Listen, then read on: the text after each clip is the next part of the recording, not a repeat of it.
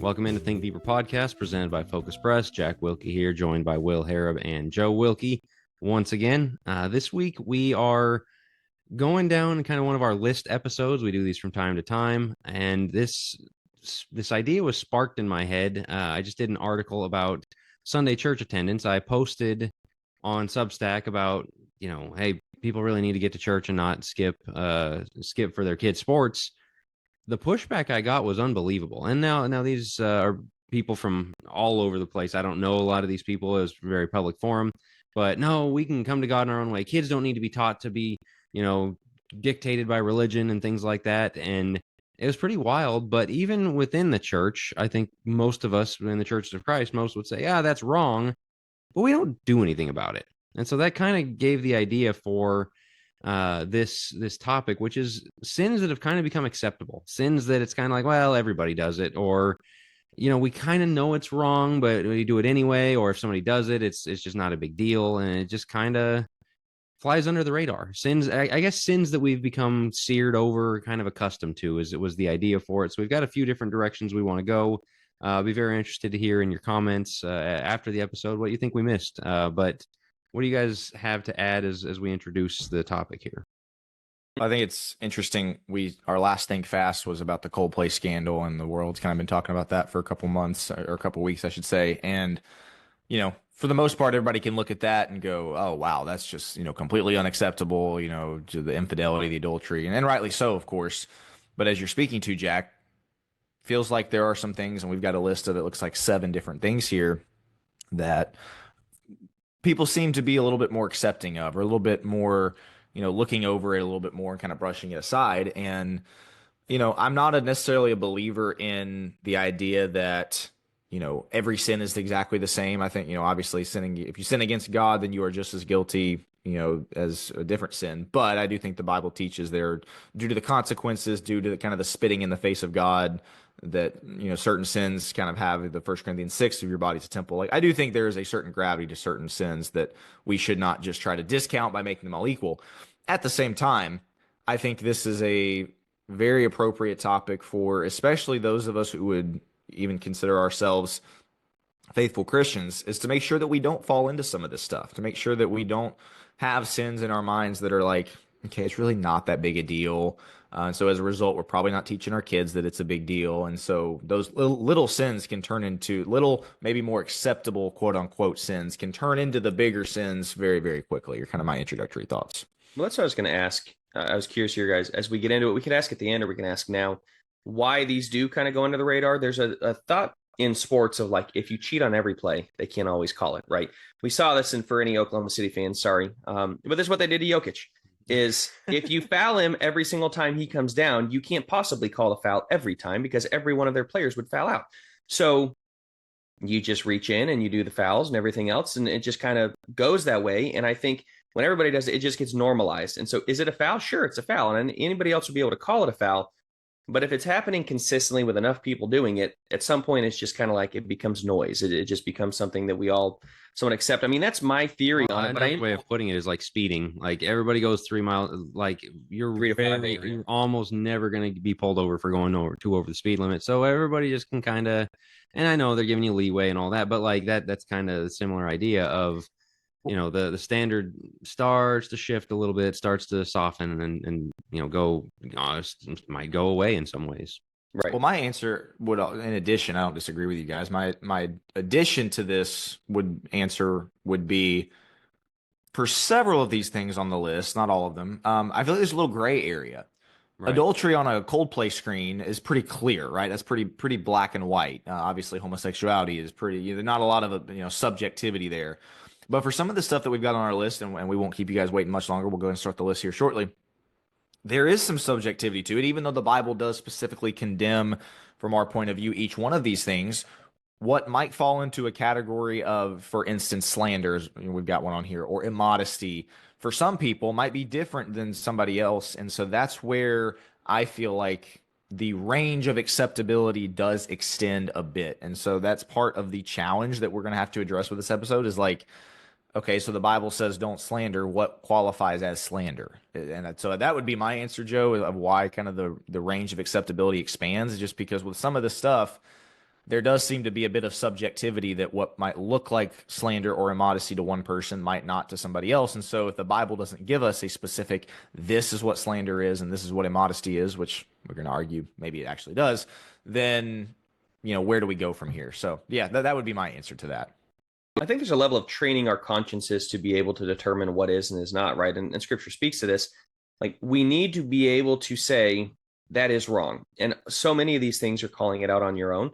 Yeah, some people may be privy to some of this. And a lot of this is going to be an individual thing of, am I doing this? And this is where we pray for God, please help me see or reveal to me my secret sins.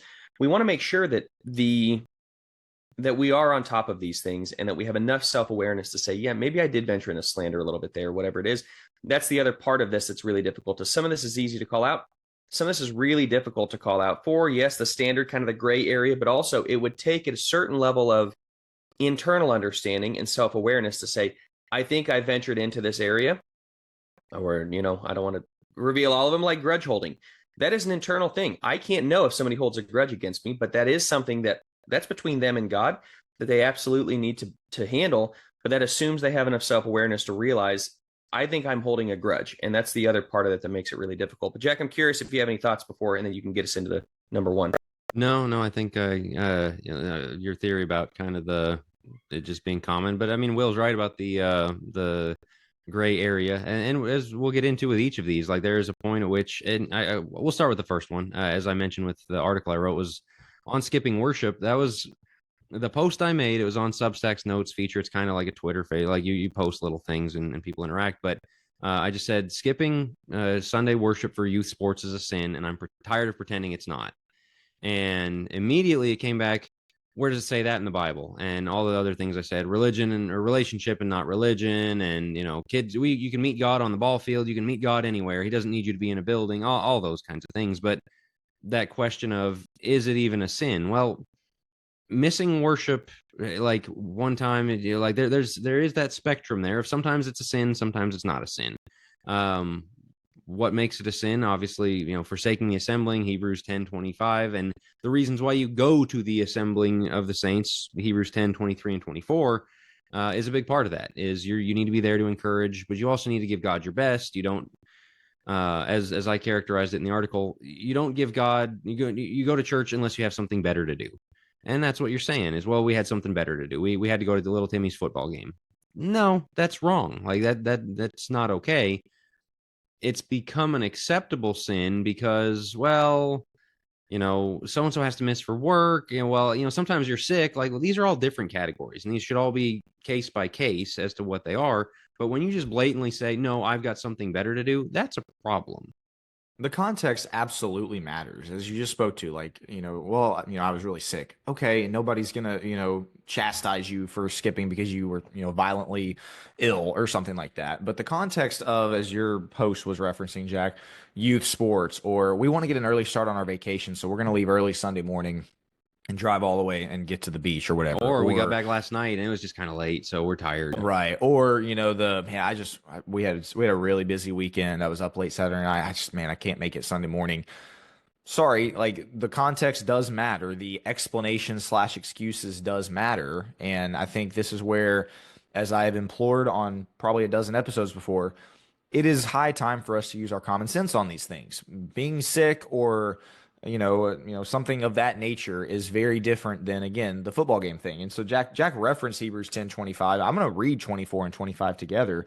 Let us consider one another in order to stir up love and good works, not forsaking the assembling of ourselves together, as is the manner of some, but exhorting one another, and so much the more as you see the day approaching. And then he goes immediately into, interestingly enough, about the idea of sinning willfully, if we sin willfully after we receive the knowledge of the truth. I don't really understand why this one is so controversial, but I've had this before where, we'll bring up, hey, this individual does seem to skip a lot, maybe is a twice a month person or even a once a month person. Is that within the realm of the congregation or the elders specifically to do something? A lot of people don't think it is. A lot of people think it's just, oh man, they need to show up when they can, and we just need to be grateful for them being there. I think Hebrews 10, you could add Acts, obviously Acts when you see them gathering together on the first day of the week. You could talk about Ephesians chapter 4 about the way that the body is to be joined together, what every joint supplies, obviously 1 Corinthians 12. Like, I know now I'm just referencing verses, but like there is this idea of the body needing to be together as the body. And I love the way Jack put it of like worship, we'll attend worship unless we have something better to do. There really should not be hardly anything that supersedes that list like that. And I think I want to credit my parents for kind of instilling that of like, there's basically nothing else is top priority. Wednesday night, Sunday morning, Sunday night, like nothing else is top priority. Again, if you have to work here and there, and I've had to work on a Sunday before, all one-off type of things, it happens. The context of it very much though does matter. Well, in the Acts passage that you mentioned is interesting because Paul specifically delays his trip so as to be able to be there on Sunday. Like it mattered that much to him to be able to have Lord's Supper with the saints that, yeah, he's willing to delay his trip and his plans rather than, well, I guess we'll just catch it on the way. I come to God my own way. I could be in the middle of middle of the Mediterranean Sea on a boat and I could find God. No, that's not what he says. He says, he stayed over in Acts 20. The couple angles for me, first off, what's interesting is all of these people that are just really tired on a Saturday night, they're not too tired to get to Timmy's baseball game at 9 a.m. On a Sunday morning. Or like work on Monday. Or work on, yeah, exactly. They don't skip those things. They're not too tired for that. Oh, it's been a long weekend, whatever it is. Even if it's his baseball game, and it's not a long weekend or whatever else, like what message are you sending to the kid? And there's something we've talked about. This is not that important is the message. Correct. And my parents were very strict on this. We would travel for hockey. I mean, I traveled out of state and played a lot of different places around the nation. Guess what? We go to a different state. Mom and dad would be spending thousands of dollars. And it's like, if it's on a Sunday, we're not doing it. We'd go to a church in the area, wherever that may have been. Go, wow, there's nationals. You got to understand. This is nationals. Like, this is God. You got to understand. This is God. Like, he comes first. But there's a church discipline element to this that I think has to be brought in, which is we need strong leaders who are willing to call this out from the pulpit and strong elders who are willing to take these people aside and show them a better way. Take them aside, say, hey, this is not okay. And, scripturally speaking, we need you to be here. You are forsaking the assembly. And this is also a sacrificial thing. What are you willing to give to God? Well, clearly we know where the sacrifice stops. You were willing to give money in the plate. You were willing to give a little bit of time for that work day that we had a couple weeks back. You're willing to show up on most Sundays, but we know where it stops. If Timmy's baseball game is in the way, that's the one thing you won't sacrifice for Christ. And all my mind goes to is rich young ruler. Like, will you do it? Will you give up Timmy's baseball games? Well, we kept all of it since our youth. We show up all the time. Will you give up his baseball games? No, we won't, because I want my kid to be rich and famous. That's really what it comes down to. Well, that's the rich young ruler situation. At what point do elders get to call it out? Jesus did. The guy went away sad.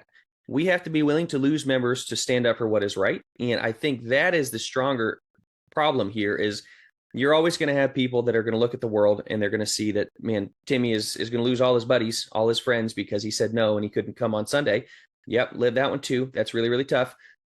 On the other hand, man, you open some serious doors of opportunity. And instead, we've sacrificed God on the altar of Timmy and his future. That has to be called out, and there has to be a level of church discipline to it of like, okay, we realize you've done it. Now it's time to go and sin no more. One thing that I want to add, and then Jack, I don't know if you want to move us to the next one, if you have other thoughts. It's not even just, Joe, that we have not done the church discipline for the most part in congregations across the nation, not done the church discipline thing, not held people accountable. It's not just that. We have gone in the other direction and done things to exacerbate the issue, done things to enable people, AKA live stream. Oh, you can't make it. That's okay. We've got our, just log on to Facebook live stream, log on to the, catch it on YouTube later, or, oh, you can't make it Sunday morning. That's okay. We'll provide the Lord's Supper for you across a 120-second span on Sunday night so that you can check it off your mental box. Like, to me, it's not just that churches are not, holding people accountable for not showing up. We're doing things to give them the idea, yeah, it's okay. Just like, I've literally seen people that were like, yeah, I really needed my sleep Sunday morning, but it's okay because I can take the Lord's Supper Sunday night. What are we doing here? Sunday night was created for that. Because literally, that's exactly right. And so I just wanted to point that out, is that congregations have really swung the opposite direction. Again, done things to exacerbate the issue, enabled people with things like live stream and serving the Lord's Supper, the second time for, again, a group of 4 people that decide not to be there or whatever it is. And I don't know. I just have a serious problem with the not just lack of accountability, but the other side as well. Just briefly before we move on, are you guys familiar with broken window policing? I've heard the term, but that's what New York City, Rudy Giuliani, they did in the 90s, where New York, there's a lot of crime. There's a lot of, big crime, murder, violence, things like that. And they focused on the little things, broken windows, graffiti, litter, loitering, like things that, it's not that big a deal. And you think we've got bigger fish to fry. But A, lot of the people who did the smaller things did the bigger things. But B, when you see proactive policing of like, hey, we're not tolerating you guys just doing whatever you want, it cut down. And that's where New York became like the tourism boom, and it kind of came back, in a sense. I feel like things like this are the broken window policing of the church. We just kind of look the other way, like, well, wish they were here, but no, we're not going to say anything about it. We're not going to put them under church discipline because they keep skipping. Do it. Go after them for it. Tell them you don't get to do this. You don't get to serve. You don't get to be a deacon. You don't get to, all the things. Like you're in trouble because you're just thumbing your nose at God because you got, again, something better to do. We're not going to tolerate that kind of disrespect of God here. Like, think about Aaron and the priest, the Levites. That's what they had to do, was tell them, you don't get to do this and get to come and come before God. And so I really think this would go a long way as if we crack down on things like this. And I'm sorry, just final rant. 9 a.m. is not early. Right. Right. Nothing else. Getting somewhere at 9 a.m., if that's just the end of the world, then you need to have better personal habits. If sleeping in, if you can't get up before 9 a.m. on a Sunday morning, then there's a bigger problem there. Just soapbox of mine. Sure. Yeah, I love the policing. Yeah, that's because that's going to get us into all of these. It's the smaller things that tell a bigger story. You crack down on the one, you're going to crack down on the others. And so, yes, this is a broad. We won't keep making this point. If you are an elder, if you're a church leader listening, you got to crack down on these things because it does speak to a much deeper heart issue. And if everybody did what they did, nobody'd be a church. That's really the principle. If everybody did what you did, as you skip church for so and so's baseball game, nobody'd be a church.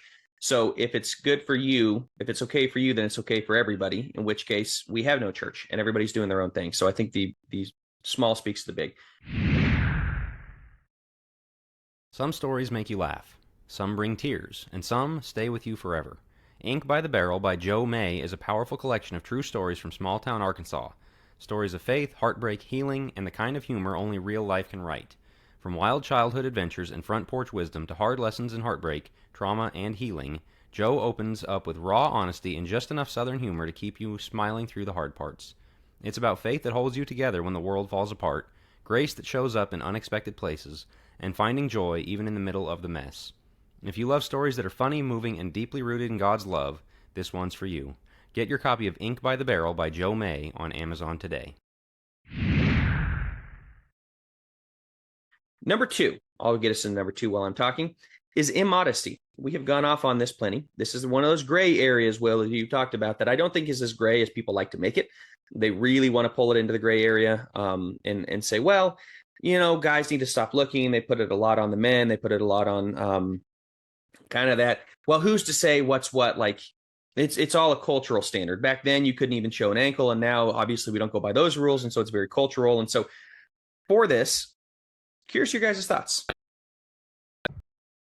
I love how he says curious. Like, our thoughts, Joe. Throw it out. I know what you're getting at here. Well, I'm curious your thoughts specifically I know on what you mean. I'm just speaking to the gray area, speaking to the idea that it is cultural, the idea that we can't necessarily, there's not a set standard for modesty, and that this is really a heart issue as to maybe for the guys, but also for the women, it can be more of a heart issue and how much they're willing to show. Yeah. Those might be the arguments around it of like, we can't really call this out because really we want to have more of a dialogue and take them to the side and things like that. And which I'm all fine, take people to the side.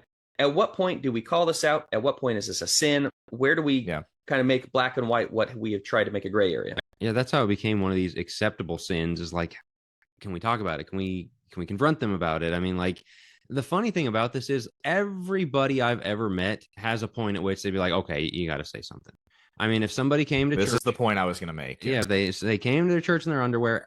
Even the most the staunchest feminist defending women would say, okay, that's a little much. Even the most, oh well, visitors might not have dress up clothes. If somebody walks in naked, you're going to say, hey, let's cover you up a little bit, like.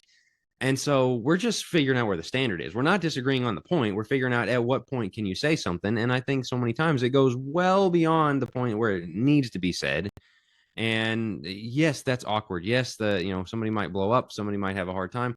Yes, it needs to be done with love and in a way not to embarrass this person. They might not know better, or like all of those considerations for sure. You don't just run up and throw a blanket over somebody the minute they walk into the church with a skirt that's a little bit too short.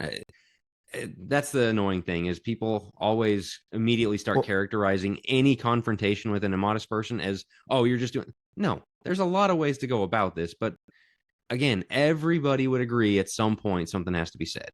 That's exactly the point that I was going to make. Again, somebody walks in a swimsuit or walks in and, like you said, in their underwear, everybody's going to go, whoa, hold up. Okay, now then just start extending it a little bit. Let's say, they're have a crop top. Okay, and a lot of people still are probably going to be like, okay, there's a problem. But then, everybody has a line. And so I'm honestly to the point, because I'll speak briefly to where I don't know that it's quite as gray as we make it out to be.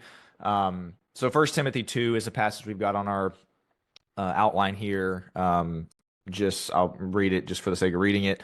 In like manner also that the women adorn themselves in modest apparel with propriety and moderation, not with braided hair, gold, or pearls, or costly clothing. So the word modesty is used there. Most people are going to point out, okay, that doesn't really say. It's an interesting study to dive into. To me, one of the more interesting passages is from the book of Isaiah, chapter 47. For the sake of time, I'll just kind of paraphrase it, but essentially what you find in the first several verses of Isaiah chapter 47 is you see basically the idea that exposing your thigh is equated with nakedness. You see, so he's comparing, come down and sit in the dust, O virgin daughter of Babylon, sit on the ground without a throne, O daughter of the Chaldeans. Verse 2, take the millstones and grind meal, remove your veil, take off the skirt, uncover the thigh, pass through the rivers, your nakedness shall be uncovered. And so does it explicitly say you can't wear a mini skirt or you can't wear, a one-piece bathing suit or whatever it is? No, but what it does clearly do is equate, again, uncovering your thigh, exposing your thigh with nakedness. And so this is where, to me, the gray area comes in. Okay, well, how much of your thigh? Is it the whole thigh? Is it half the thigh? Does it have to be to the knees? And, maybe that's where we show a little bit of grace. If my reading of that is you can't show any of your thigh, and somebody else's is it can be an inch or two above the knee, like whatever it is. Maybe that's where we show a little grace. If you got your whole thigh showing, I think it's pretty reasonable to say, okay, that's in violation. But one of the questions that I had for you guys, and then Joe, I want to hear what your thoughts are on kind of the gray versus not gray, because obviously there's the Genesis 3 thing about God giving them tunics and all that. There's a whole interesting study that we probably don't have time for. I don't see why elders can't just have a dress code for worship. Can't establish a dress code. We do it for church camps. We do it for, retreats and stuff like that. What would be the problem with elders saying, hey guys, and obviously this doesn't really have much to do with them when they're outside of worship, but hey, if you're at worship, no strapless dresses, no, mini skirts, no, for guys, I guess, muscle shirts or whatever it is, like, not that that's a really big problem, but like, I don't really see why that would be so out of bounds for elders to, again, we do it for camps, we do it for events, restaurants, for goodness sake, say, hey, you have to wear a sport coat or you have to wear a collared shirt and nobody bats an eye, golf courses, etc.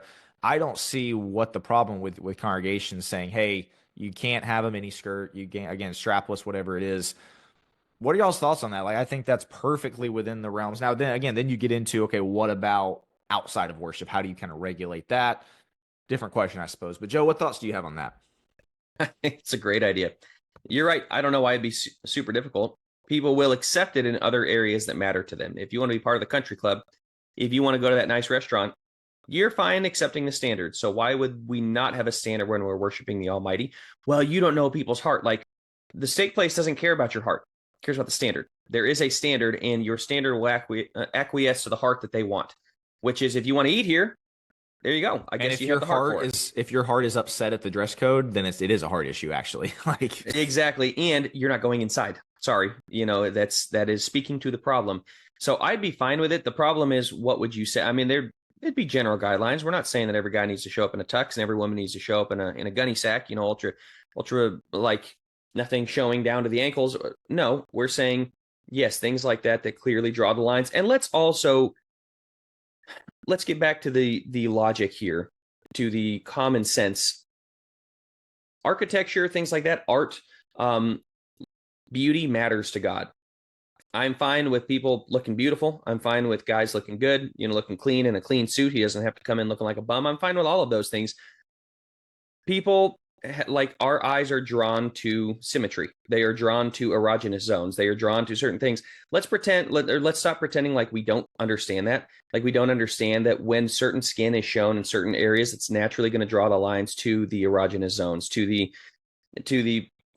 private parts. This is not a revelation that nobody knows. Like, yes, guys look specific ways at females and you go, oh, that's disgusting. Like, God created the human body with certain curvature. God created the human body with certain things that in a husband-wife context is beautiful. Beautiful. It's fantastic. Not for everybody else, to specifically as you're walking into church and brothers and sisters in Christ and things like that. Like, that is not the place to be showing that. That's not the place to allow the lines, the curvature lines to go towards certain places. We're talking about this in worship. This is just in general. I mean, like, and yeah, just right. And I mean, the word accentuate exists for a reason. Like everyone knows what these things are designed for, what they're cut for, certain things. I think one of the issues of this is it disproportionately targets women instead of men, and we've talked about before, criticism of women is not as tolerated. But even for men, churches that used to say you have to have a tie if you're going to serve and worship or whatever. Now, if you said that, some people just lose their minds. Like, where's that in the Bible? Like, well, it's not, but an eldership can say, we're going to try and dress nice here. And that's right. Okay. Like that's, and so I think shorts should be on the list for guys. Talk about for guys. Yeah. I think shorts should be. Don't wear shorts to church. It is about getting the heart right. It is about looking for ways to please God the same way that showing up to church is really important. We are not looking to displease God. And in our dress, and as you said, yes, this goes outside just Sunday morning worship. But I do think that this is one of those silent sins that nobody really wants to discuss. And I'll tell you where it's worse. It's not usually with the wives, it's with the daughters. Nobody wants to call out the teenage daughters who are looking like everybody else in the world with super short shorts and things like that. It is usually and you go, wow, that's, what a perv. I'm saying the quiet part out loud. The teenage girls in churches, and we don't have that in our church, but you can look around. You can look at average youth groups.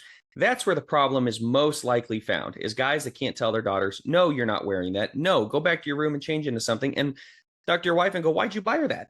Why in the world does she have those clothes and the spaghetti strap shirts and things like that? No, why did we buy her that? You have to, as dads, you have to be the protector, even from your wife who wants to go and make sure that your daughter's not the weird one out there. You got to be willing to call out modesty, and you got to be willing to say, or call out immodesty, and you got to be willing to say it to your own family. If dads were policing more, this would not be a problem. But they don't want to get in the doghouse. They don't want to sleep on the couch. They don't want the daughter to be mad at them. They're a little princess. And so they allow way more than they ever should. And then it becomes, yes, like in the church, an elder has to say something. And I'm fine if they do the standard, but it's like, man, if we were on it, us guys, specifically husbands and fathers, things would be different. Yeah. Yeah, and that's, again, how it becomes an acceptable sin is you're not allowed to say anything. All right, we're going to combine these next two. I mean, they're two separate things, but they go together very closely. Will, why don't you go ahead and jump us into the next set? Yeah, so gossip and slander are the next two that we're going to cover. And we did kind of something on men and women's sins 2 months ago now, I want to say. And gossip obviously is typically associated with females and something that women do. But I want to start with the slander side of things. And the reason, again, we're combining them is because it's the words that you use, it's the things that you say, and almost always, for some reason, those things feel a little bit less harmful, like a little bit more harmless. Even like lying for some people just seems like less big of a deal than even some of these other things are obviously the big sins again. But when it comes to, again, I'll start with slander since we've already covered gossip a couple months ago.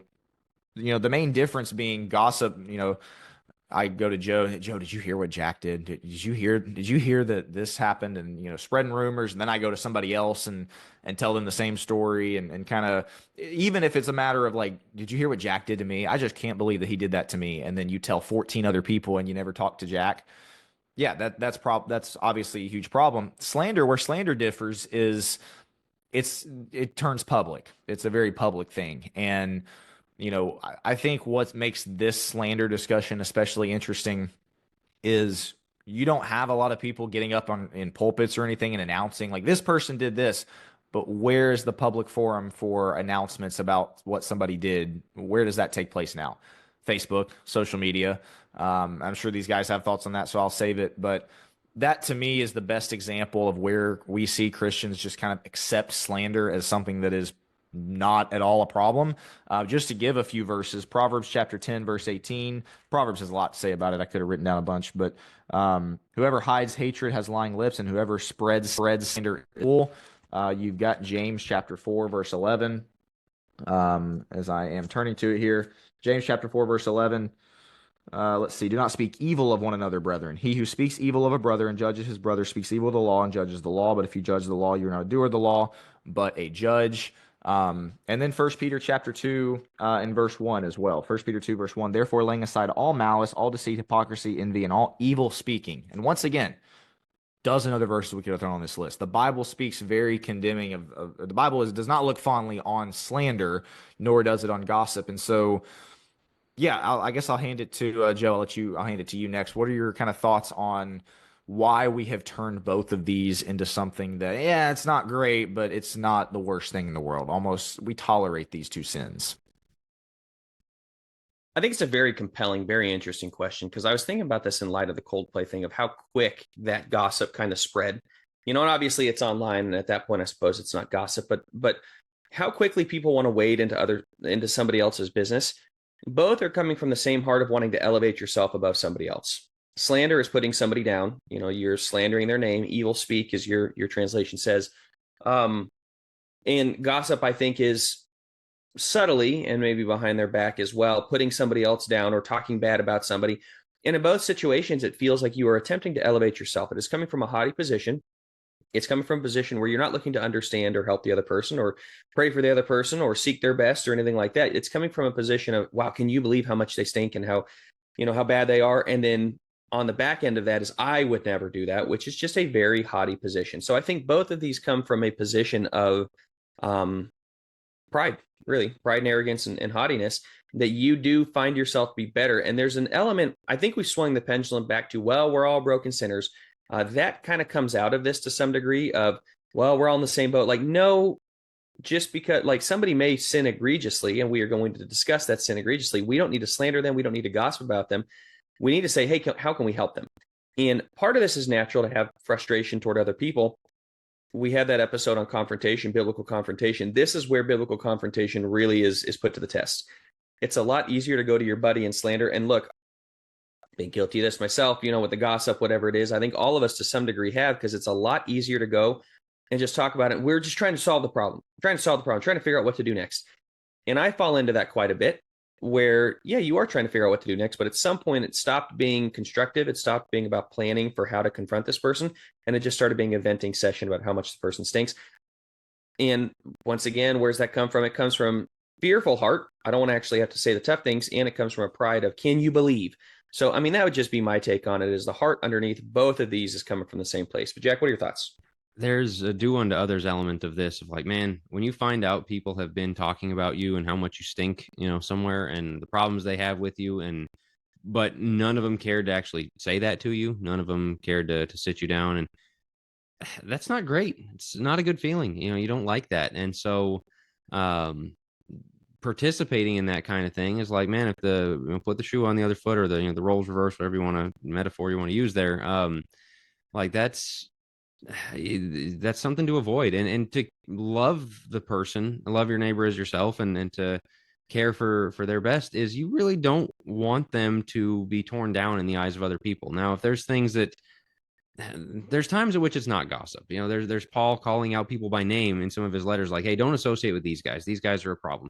That's not gossip. That's kind of like public record, but kind of the, did you hear what they said? Or, well, I've got this problem with them. Like, need to know basis, kind of, and most of the time people don't need to know. And again, as you said, we can say it's constructive, but like, we need to actually make it constructive. And then there's, the side of it that's the slander side, where it is just kind of out publicly. We really love calling people false teachers, don't we? We really love false doctrine. That guy, we've been called false teachers. And it's like, that is a really big accusation. There's, you're false teacher one week, the next week, your brother. Like, well, hold on now. Like, stand behind it if you really believe that. But that kind of slander in the church becomes commonplace. Preachers, have had their whole work torn down by other people just slander them. And sometimes the slander and the gossip overlap, that it is behind closed doors. Other times it's open confrontation, accusing you of things that you never thought about doing. But all of these have to come back to, like, do I actually care about this person that I'm talking about? And what would that lead me to do if I did? The care and the pride. Joe spoke to the pride of, it makes me feel better to talk poorly about somebody else, to point out somebody else's mistakes, to point out somebody else's issues. And as you said, Jack, there's a time and a place to call out something that needs to be called out. Specifically, if it's something that might be tearing a church apart, or like, we're not saying don't ever confront anybody, or what we are saying is, for the most part, it is better to go to the source. Again, in my analogy earlier, instead of me going to Joe about what Jack did, just go to Jack. But, the pride thing is what sticks out to me, because it is so sad that this stuff happens within the church. This stuff happens within the body of Christ, that we're supposed to be the, most love. First of all, the most loving people, for each other. I'm not talking about, loving the world. I'm talking about that. I'm talking about to each other, towards each other. There should be grace. There should be, mercy and kindness and forgiving each other, as we'll get to later from Ephesians chapter 4. But what flies in the face of that often is the pride. Again, it makes me feel better. It kind of elevates me in my mind, or maybe in other people's mind, to call this person a false teacher or to do whatever it is. And yeah, it's just very sad to me. And as we've said before, you wonder why the Church of Christ has a bad reputation in the eyes of a lot of people. This is a really big reason. Joe, looked like you had a thought, though. No, my thought came and went. I do think that, going back to the fear point, that is a massive point to this, which is, let's also be honest, that confronting people goes well about 2% of the time, if that. Because we can't ever receive rebuke. We can't ever be exhorted. We can't ever have our toes stepped on. We can't ever let somebody else have a problem with us without that being, oh, you think I'm a terrible person. Like, no, I have a problem in this specific situation. So there is a lot of fear on that. I'm not saying that justifies gossip in any way, but it does lead to people saying, yeah, I don't know if I confront them that this is going to go very well, that I don't want them to leave the church over this. And so what you end up doing is just kind of, you shut up and you don't say anything. But then there's a natural element of, I want to get this out. You cry out to God, you talk to other people about it. What do we do about it? And at some point, yeah, I think that can dip into gossip. But I also know that there are situations where you are trying to figure out how to confront somebody. You'd love to be able to confront somebody, but they may not be in a position to do it. And I suppose that's where faith in God comes in, the trust that, it's all going to be okay if you're calling it out. And then there's the element of, like, how much of this is biblical versus I just don't like it. And how much can we put up with I don't like it? There's plenty of things I'm sure that people don't like about me that they got to put up with that aren't necessarily unbiblical. And so that also plays into this discussion of the gossip, the slander, the things like that. And Jack, to your point real fast, and then we can move on. I think the slander, the way that it's happened toward us, with our podcast, there are a lot of things said that just are flat out untrue. They are not true in the least. But those words get out, and people don't understand the power of words. They don't understand how much words can really tear somebody down, tear down a ministry, and how much people are prone to believe words like that. That once the slander gets out, oh, well, you're just doing X, Y, Z. Like, you're just justifying your lifestyle. Whoa. There were a lot of slanderous things said about us, a lot of slanderous things said about us. And so, yeah, there's some hurt in that, no doubt. And we want to make sure we don't reciprocate, that we're not doing the same thing. But I do think that it's important, going back to the elder's point, to call that out where you see it. If you see somebody that's actively engaging in it, one of the hardest things to do is call out gossip or call out slander and go, hey, that's wrong. These people need to know, because as I said at the top of the podcast, sometimes it's difficult to know when we've waded into that. It's a difficult back and forth thing. So let's go ahead and get into the next one, which I think is our fifth one here, as we're going through. And that is entertainment choices. There is, once again, another gray area. There are certain things that I think we can all look at and say, we've mentioned Wolf of Wall Street before. There are certain entertainment choices like, absolutely not. That is not just pushing the envelope, you have now gone over the edge type of thing. But another gray area that nobody really wants to wade into and talk about. Game of Thrones, another easy one. We can pick on some of those that I think are needed, because unfortunately there are a lot of Christians that do engage in those things. But once again, fellas, gray area wise, how do we navigate this specifically as a congregation? I do think we wade into sin. At what point does it go from unwise to sin? I guess would be the question I would open up with entertainment choices. Well, when you're talking about those, you mentioned Wolf of Wall Street and Game of Thrones. Big reasons behind those. One is nudity, sex scenes, things like that. It's pornography. That's the thing that is weird to me, is like, I'm sorry, if you're watching an action movie and there's a sex scene in it, then it's a porn movie. Like that's, I don't know why we think of those as like separate things. It just is, people get naked and, doing things like that. So I don't know why that's acceptable, but going into certain websites and watching people do the exact same thing isn't. And so there's that side of it. There's also some of these movies used to have literally hundreds of profanities, different words that we wouldn't use. That one's a little bit harder though, because man, you watch anything outside of Mr. Rogers and a few choice TV shows, Duck Dynasty or whatever, you're gonna hear some level of language, and so that's where the gray area comes in. And basically, what I'm saying is, if you watch TV or movies, you have come to the acceptance of some level of language, but there's a point at which you can say, well, that's egregious, that's too much. Well, that's very hard to draw, the line of how many words are too many and things like that. The nudity and sex scenes thing, yeah, that's just a no-go. I don't know, the other stuff a little bit harder. Yeah, that was violence. I didn't even bring up violence either. Yeah, to me, that because this is where the gray area comes in. I've heard of people that I watched this movie or this show, and like my head will turn and go, like, really, you watched that?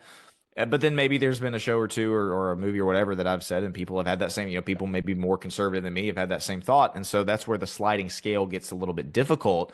I do think, I guess my take on the entertainment thing is, we can't establish some black and white things. You just can't, as you spoke to, Jack.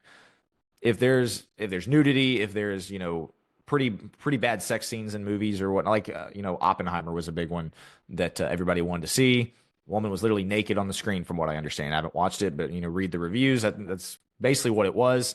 A lot of movies unfortunately have that, and I think you can be pretty black and white, according to the biblical text on that. Shouldn't be watching that stuff. I think you can make the same application with like books or with, again, shows, like anything that has that pretty black and white. As you spoke to, Jack, the language, the violence is where you get less black and white. I think if movies have, if you're in the triple digits on the curse words, then, that feels pretty black and white to me, as far as the number of curse words. But beyond that, it does, I will admit, even though I'm the one that put this one on the list, it does get very difficult. But you even take it into the music world. If I hear of a and there's people that I know that would claim Christianity that go to like a Sabrina Carpenter concert, like, I'm sorry, what? Stuff like that, or Cardi B, whoever, yeah, or Tate McRae or whatever it is, as far as like going to the concert, or I don't know. There's so many different things to me that do seem black and white, like girls literally performing sex positions on stage. Sorry, that is a sin to take your daughter there or something like that. Versus, again, maybe somebody a little bit more tame or something that might still have, I don't know. I'm not really answering it here other than to say I think we can be black and white on some things. Blatant nudity, blatant sex scenes, stuff like that. Just a mountain of language or whatever it is. Joe, I am curious your thoughts. We've had a lot of entertainment discussions before about kind of what is the standard, especially when you consider we all have young kids right now. There's a lot of things that I've watched, even like superhero movies or Star Wars. Is like, I don't really want my 4-year-old watching that. Not that he watches a ton of movies or anything, but that does cause you to kind of re-examine yourself a bit on this entertainment question. But as we're structuring the episode around what should the church teach on this, what are your thoughts on that? Hey guys, I wanted to tell you about A Closer Walk with Thee, Volume 1. It's a devotional book written by Joe and me. It is 90 days worth of devotionals that each day gives you a Bible reading, a prayer, a meditation, and a discussion question. Something that you can do quickly, it's something you can share with others, something that will give you 3 months worth of devotionals to get your year off on the right foot. It's currently available on Amazon, coming soon to the Focus Press store, so go check out A Closer Walk with Thee, Volume 1 today. I think Psalm 101:3 has to come in. It says, I will set no worthless thing before my eyes. I hate the works of those who fall away. Should not fasten its grip on me. Not setting those worthless things, we can all kind of discuss what is worthless. And once again, that's the gray area. On the other hand, I have a tough time seeing Paul or whatever turn a blind eye to Christians going to the Colosseum and enjoying it. Now, we know he enjoyed the games, but like the idea of going to the Colosseum and watching other people get killed, man, I don't know. The Bible, I don't think specifically speaks to that. On the other hand, there just, once again, seems to be somewhat of a common sense. Like, do I really need to see that? Once it goes in, it can't come out. It's not coming out. And yeah, you may forget about some of those things, but I think we have to be very choosy with what we allow into our lives and also understand how much that does affect us. The kids that grow up watching cussing all over the place are more prone to cuss. I do think there's a different standard for adults in some ways because adults can, I mean, what I hear from clients over the course of a day, I don't think I've ever watched a movie that has equaled the number of cuss words that I'm going to hear there. It's just the way people talk. It's not okay. Same thing at people's jobs. Yeah. Right. Exactly. That's all over the place for everybody having to do it. So is there a bit of that where, yeah, you're more prone as an adult, or you're more able and capable as an adult to handle that appropriately? Sure. I would agree with that. On the other hand, man, when you put these things in front of your eyes, that when you're glorifying violence, when you're glorifying, even we've talked about horror films and things like that, when you're listening to these female rap stars that are just talking about disgusting stuff, that will start seeping into the way you view other people, the way you view women, and the degrading way that is, the way you view violence, the way you view kind of these train wreck approaches. And I think that's how you get things like the Coldplay thing going viral, is everybody's looking for the train wreck. And that is trained off of social media and off of movies and everything else that zeroes you in on, hey, look at this train wreck. And we just get used to it instead of caring about the lives that are there. Last thing I'll say, because we got to move on. Yep. But Yep. Joe and I did a podcast for the Golly Youngman podcast on the top 10 entertainment products to avoid. And that speaks to, like, there are certain things we can just say, don't watch it, don't get involved in it. I think it's important for families to have a standard, not just to, especially as your kids hit teenage years. You know, again, I'm somewhere that I am not yet as far as my kids, but like, not just kind of leave it out in the open. Like, yeah, you can pretty much watch whatever, just as long as it's not too bad. Like, great. That doesn't tell them anything, but have a standard, you know, subscribe to VidAngel or ClearPlay or whatever it is. Like, if you know, if you're going to watch something with a lot of language, put it through that, so you don't have to listen to it, war movie or whatever it is. But like, having a standard, I think, is incredibly important. As you're raising kids, and then even for yourself as an adult, like, I will not cross this line to watch this film or show or whatever it is. Get us in the next one, Will. Yeah, so the next one that we have on our list was kind of previewed, grudge holding. Grudge holding among Christians, kind of the maybe precursor, you might say, to the slander or to the gossip. Two verse references that I will go to very quickly. The first one is Ephesians chapter 4, verses 31 and 32, as you consider kind of the way that we as Christians are supposed to behave toward each other. Ephesians chapter 4, starting in verse 31, let all bitterness, pretty key there, let all bitterness, wrath, anger, clamor, and evil speaking be put away from you with all malice. Be kind to one another, tenderhearted, forgiving one another, even as God in Christ forgave you. To me, that one is makes a very strong case. Like, this verse 32, this is the way you should be treating each other, not this, the bitterness, the anger, the malice. And then, you know, as far as an Old Testament one goes, Leviticus chapter 19, verse 18, you shall not take vengeance nor bear any grudge against the children of your people, but you shall love your neighbors as yourself. I am the Lord. You see this in so many congregations of, you know, somebody who's got a grudge against somebody else. And so the old kind of stereotype of, we're going to sit on different ends of the auditorium, you know, different ends of the auditorium. We're going to make sure that we don't walk past each other in the hallway. We're going to, you know, everybody knows that there's something going on between us, but, you know, never really gets resolved. And that grudge can last for 5 years, 6 years, decade, however long it is. That's about as unchristian as it gets. Like, I'm just going to say it. This is one of those sins that, you know, is viewed as kind of acceptable. This is why I grow frustrated, and I think you guys might even disagree with me on this, but like, frustrated with well, you can't forgive unless somebody asks you to, or asks you for forgiveness. Okay, so you can't literally forgive their sin. What you can do is not hold a grudge, and I think that's what needs to be stated and expressed far more often is, you know, you don't need to be the person that's standing there with your arms crossed, waiting for somebody to grovel towards you to ask for forgiveness on it, to not hold a grudge, to not say, I'm not going to hold the moral high ground over you, because I just think we have a lot of Christians that do that. Unfortunately, a lot of times it's a woman problem, but it can very much be a man problem as well from the pride angle of things. We just got to stop holding grudges. Like, to me, it's just about, once again, it's just about the most unchristian thing that somebody can do, specifically with somebody in your congregation that you are supposed to be church family with, attend with. I don't know. I'm pretty passionate about this one just because it's so, to me, it's immature as well. Like, I'm upset that this person said this or did this, and so I'm going to hold a grudge. Again, where there's legitimate wrong that's done, I think the Bible speaks to what should be done about that in Matthew 18. And again, maybe it means you don't necessarily, you know, run to open arms to forgive the person unless they're, you know, willing to repent of it. But at the same time, for the kind of the little squabbles and the, arguments. He said this or looked at me funny or whatever it may be. I think this should not be an acceptable sin, but in many cases it is. Yeah, the twice in the Sermon on the Mount, Jesus says things related to this. One of, you're leaving your sacrifice to go make it right with a brother. But then also after the Lord's Prayer of if we don't forgive others, God's not going to forgive us. And so, yeah, the pride, the looking down on people, holding something over somebody's head.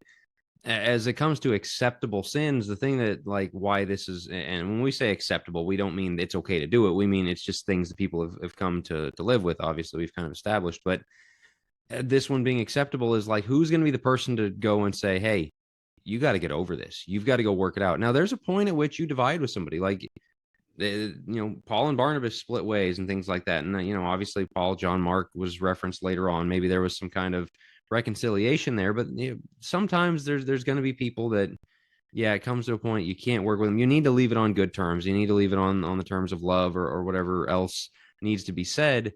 But I think this is one that we just kind of convince ourselves is okay because we feel like we have the high ground. We feel we were wrong. We feel the other person is just irredeemable or whatever else.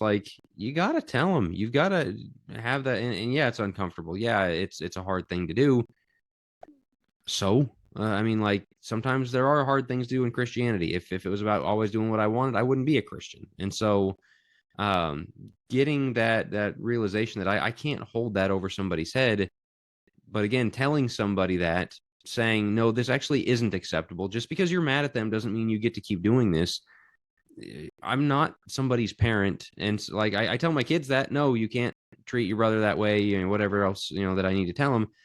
I'm not a fellow Christian's parent. So it's weird to tell somebody, no, you can't do that. Well, we can publicly tell you on a podcast or from the pulpit, you can't hold a grudge. But then when you see it happen in real time, to make it go from accepted sin to no, we're not going to have this is a hard thing to do. And having that discussion to say, actually, they might be in the wrong, but you're also in the wrong by acting in this way. I do think gossip and slander go along with this a lot of times because it is that pent up resentment and bitterness and anger and grudge holding that leads toward those things. We don't have to like everybody. We don't have to be best buds and get along with everybody in every single way. And I think it's almost like we treat it as you either going to almost hold these grudges and really dislike people, or you have to like everybody. I think there's a gray area there where, yeah, you may not be super fond of everybody's choices in the church building or wherever with other Christians. Still is important to try to get along with them as much as possible, to love them with Christ, with the love of Christ, to work alongside going toward heaven with them. And that's where this gets off, is at some point the grudge holding is not imagine showing up to heaven's gates and seeing the person that you've been holding a grudge with for the last 15 years. Oh, you made it here? You know what I mean? That's not a good look. If we can solve it while on earth, I think we are as Christians commanded to do that. We got to make sure we're treating one another well. With that, let's get into our final and seventh on here, which is insubordination. Insubordination. Now, Jack, this is one you added, and we were talking about it, and you threw this on as, I don't know if this is the last one that we came up with, but we certainly put it last on the list, even though last but not least here with insubordination. What all did you have in mind specifically with insubordination? I'm really passionate about this. I think we live in such an individualist society. Nobody can tell me what to do. I mean, I've had people literally tell me that when it comes to, the Bible, Christianity, whatever. Nobody can tell me what to do. Actually, yes. They can actually. God can. But second, God, prophets back in the Old Testament could tell people what to do. They had that same attitude. You can't tell me what to do. Ahab, with Elijah, oh, you troublemaker. You can't tell me what to do. The preachers, the apostles, the elders of the church, that's what they're there for, is to guide you and to say you can't do this. And I think people are way too casual with the disrespect toward, well, I don't have to listen to them, they're not God, they're not the Bible. It's good that we all have a Bible and can read it for ourselves, but this idea of, well, that way, if I disagree with my eldership of how they're going about something, now obviously if they're doing something wrong, for sure, but if you think, no, I wouldn't do it that way, you're not the elder. And so I put on there about Saul, David, I'm not going to take out the Lord's anointed. David saying, look, Saul was put in place by God. It's God's job to remove him. And so with elders, but also you see the not my president thing. And so not to take all the talking points here, but one that comes to mind for me is the, remember the Let's Go Brandon thing? Yeah. It started out Yeah. as a misheard version of expletive Joe Biden. And people just started, and it was kind of funny that the reporter lady misheard it the first time it happened, but that became a thing. People would just say, let's go, Brandon. The kind of people who would never use the F word that it was standing in for, but to say, I don't like this guy, curses be upon this guy. I'm trying to tiptoe, or I'm not going to say, the words that are involved, but like you knew what it was for. I'm sorry. No, you don't get to do that. Like you don't have to like the guy. You can say, I hope he's replaced. You can say, there's a lot of reasons to take issue with the job he did or the people did for him. I don't know. But still, you don't get to have that attitude. But we have that anti-authoritarian streak, not anti-authoritarian, anti-authority streak as Christians to elders, as citizens to presidents, as like this, as wives to spouse, to their husbands, as children to parents, like the gentle parenting. We did a whole episode on that. Is insubordination, is actually, you don't have the authority to tell these kids what to do. I mean, that's a really big problem, literally from our youngest to our oldest in our society. Jack covered it. Go ahead. Yeah. I was just going to say, Jack covered it super well. The only thought that I had to add was it's so interesting to me how we acknowledge that hierarchy and certain positions of authority are put in place. We acknowledge that exists when it's convenient, and when it's not convenient, it's like, well, I don't want to submit to that anymore. It reminds me of like if you sign up to play basketball in a rec league or church league, and it's like, well, here are the rules. It's like, cool, that sounds great, and then your team starts losing, or like, I don't want to play by these rules anymore. Okay, well, let's change the rules, or I'm not going to listen. Like, might be a weird analogy, but to me, that's exactly what it's like. We know the rules of basketball, right? And so we're not going to change it just because you don't like it. The rules of, the way that God has designed the world, husbands and wives, parents and children, governments, and kind of authorities there, obviously elders and churches and things like that. That's the design, and yet you want to act like, again, it's all good and fine and dandy until it's inconvenient, or you disagree, or you don't love the direction. And so it's like, well, I'm going to, I guess, just kind of do my own thing. You couldn't do that in a sport. Well, I'm just going to play my way. And like, no, you're not able to do that. And so that's just what's, again, kind of fascinating to me, is that we all know the way God designed it, and yet we want to kind of ditch that when it's convenient or when it's something that we want to do. This is where critical theory, our episode on critical theory, comes in. How to know your church is captured, because this is against all of the powers that be. It's always little man overcoming the powers. It's insubordination. That's all critical theory is insubordination. And what they fail to understand is what Hebrews 13 is getting at in verse 17. Obey your leaders and submit to them, for they keep watch over your souls as those who will give an account. That's the point that is missed on all of this, is they will have to give an account. And as you guys spoke to, it's nice and easy to sit back and like, oh yeah, they'll give an account. That means you need to be in subordination to them, because they're going to have to answer for you. And we're perfectly fine with the little guy, the employee or whatever, making all these mistakes, when it's like, yeah, but your job is not necessarily on the line as much as the manager's job is on the line. The boss's job is on the line. He's the one that is going to, or the boss might go under, but because critical theory tells us to hate the boss, hate the owner, hate the manager, hate the whatever else, then we are absolved from having to care about anything. And so there's just this chasm that is spreading between the managers, the bosses, those in authority, and those underneath, because too often the insubordinate, or the those that are supposed to be subordinate, hate those that are above them. That's not okay. That's not a Christian attitude. If you're one of those that's the 1% hating the billionaires, that's in my opinion, that kind of goes to this heart of insubordination of like, you are not okay with leaders in the society, with people being richer than you. There's envy. We could have put greed and envy on this list. But I think the insubordination is just this heart of like, hey, well, we should be taking down all the guys that are above us. No, power structures exist for a reason. We have to get used to that even as Americans. So I'll just wrap my thoughts there. There's also I'll do it as long as I, agree with them kind of thing. As if they're a good president, if that's a good government, if it's a good eldership, or the wives submitting their husbands, well, if he's doing his job being like Christ, then no, that's not what it says on any of those. Right. It says, and yes, if they tell you to do something wrong, there are limitations to the authority, absolutely. But if your standard of authority is I'll listen to them as long as I like what they say, they're not authority. Like, you're the authority. And so that's the problem we have there. All right. We have a short turnaround here for our Think Fast. It's been in the news, kind of been a trending topic. The actor Pedro Pascal, who is everywhere. Fantastic Four is his new movie. The He's got 3 new Mandalorian. movies coming out. Yeah, Yeah. I mean, they can't stop putting this guy in stuff. Has been seen putting his hands all over his female co-stars on red carpets and things like that. And the explanation is, well, I have anxiety, and when I'm around people and the cameras and all that, that helps me calm my anxiety. Very weird. A lot of people kind of took issue with it, but then there's the anxiety side of it, and it's good we got a therapist here who can tell us how legitimate that is. The other thing about it It's is not. he has long Newsflash. been a LGBT advocate. He's very big on he's got a trans brother or sister or whatever they think they are kind of thing. So I think there's a few different angles. I'll put it to you guys. We got a couple minutes here. What are your thoughts on it? Yeah, I think that the whole anxiety thing is garbage. There are 1,000,001. If you went to any therapist, there are 1,000,001 grounding techniques that have nothing to do with the other person. Because what if he's alone on the red carpet? What does he do there? Like, he has to figure out other coping techniques. If that literally is his excuse, he's groping female stars so as come on, man. I mean, if anything, he appears as a sex addict is really what it is. Which is, I mean, this is in the DSM for a reason. Like, it is a violation, in my opinion, of the other person, whether they allow it or not. It's a violation, and he's hiding behind therapy terms, weaponizing therapy culture. We've talked about that plenty. And so as soon as he says, I have anxiety, all of a sudden everybody turns their brains off and goes, oh, we should allow it. Absolutely, you can do whatever you want. Yeah, correct. Like, absolutely not. There are 1,000,001 grounding techniques. The other thing is, you are a multimillionaire. Get therapy that works you through your anxiety. Okay, so let's stop pretending that this is a legitimate coping technique.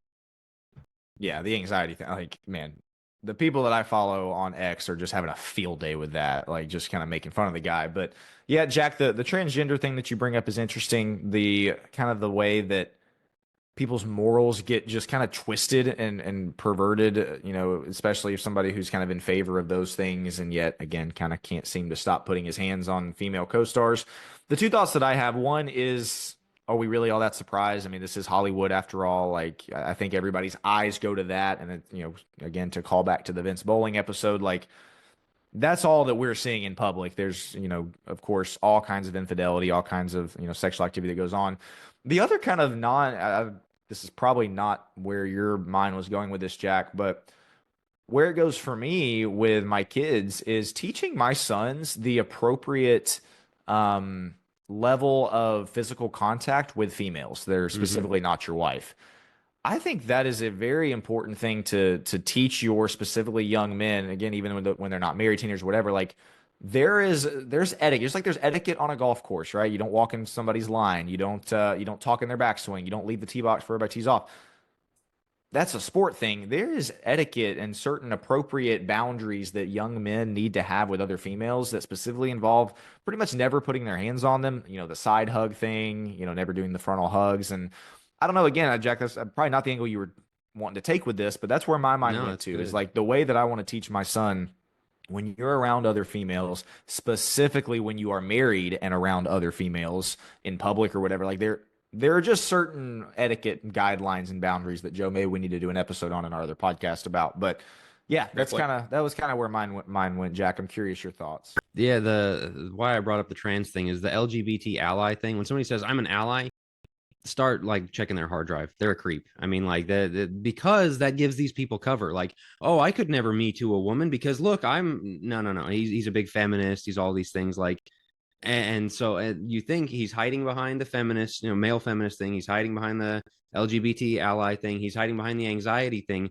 All of these things this culture has given us is like, see, look, of course I'm a good guy. Like, none of those make you a good guy. Right. And so many times how like it comes out that the people who are the most vocal about this stuff are utter creeps. And like with something like this, it's like, man, if you're doing that in public, I don't want to know. Like, I mean, there should be justice if there's something going on. I'm not making it. I can't. I'm not saying what he's doing, but I'm saying this is a creepy person. And yet, our twisted morality of our culture of like, man, he has checked all the boxes to say, look, I'm the best kind of person. Like, that kind of thing's starting to crumble. People are starting to see through it. And I think it's good. I think those things are red flags big time. And he's bringing one of those to light. But yeah, those. Glad we all kind of had different angles to take on a little bit. Will's absolutely right. Like, this is a great what not to do kind of example. But any other thoughts as we wrap here? All right. As always, this is the end of the Think Fast. So if you're catching the Think Fast, tune in for the Think Deeper on Monday. about 7 acceptable quote unquote sins to avoid. And if you're listening to the end of the podcast, we thank you for listening. Leave your comments if you have things to add to the list. We'd appreciate it. Or if you have thoughts on the Pedro Pascal controversy, we'd love to hear it as well here in the YouTube comments or on our Facebook page, wherever you may find us. And we will talk to you guys on the next one.